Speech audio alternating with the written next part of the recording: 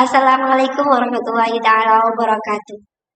Oke kawan-kawan, perkenalkan nama saya Sinta Nuria Putri.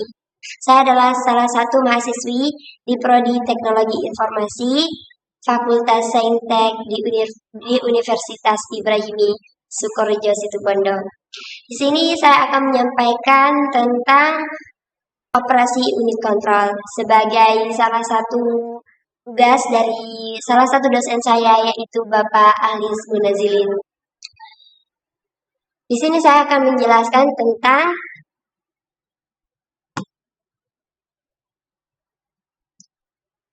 operasi unit kontrol.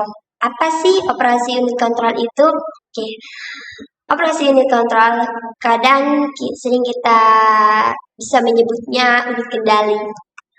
What is unit control operation?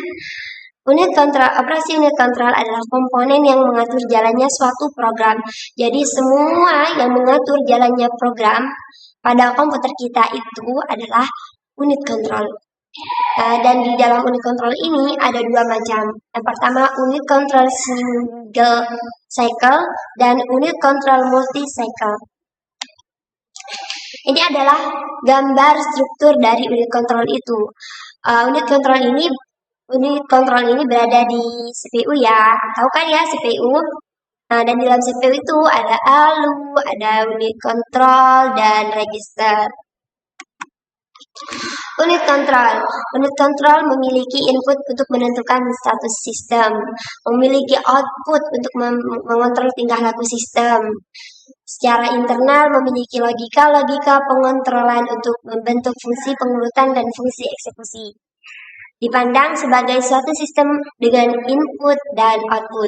Jadi di unit kontrol ini ada input, ada output. Sudah belajar kan apa yang dimaksud dengan input dan output? Oke, selanjutnya input unit kontrol.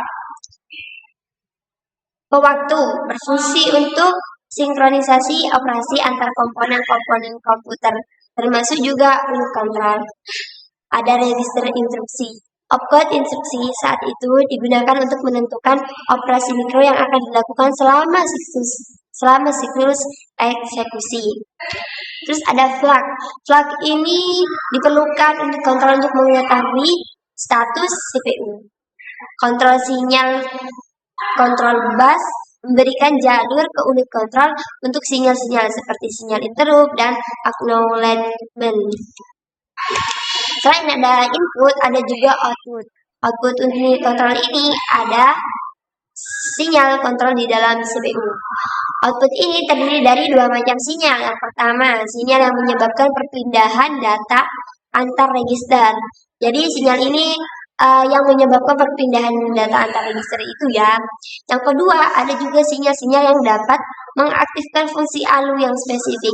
Jadi, fungsi ALU yang spesifik diaktifkan oleh sinyal output ini. Sinyal kontrol bagi bus kontrol ada dua juga. Yang pertama, sinyal kontrol bagi memori. Yang kedua, sinyal kontrol bagi modul-modul input dan output. Selanjutnya, fungsi dari unit kontrol. Setelah kita mengetahui definisi dari unit kontrol itu apa, kita juga harus tahu apa fungsi dari unit kontrol. Yang pertama, fungsi dari unit kontrol itu adalah mengatur dan mengendalikan alat-alat masukan dan keluaran. Yang kedua, mengambil instruksi-instruksi dari memori utama.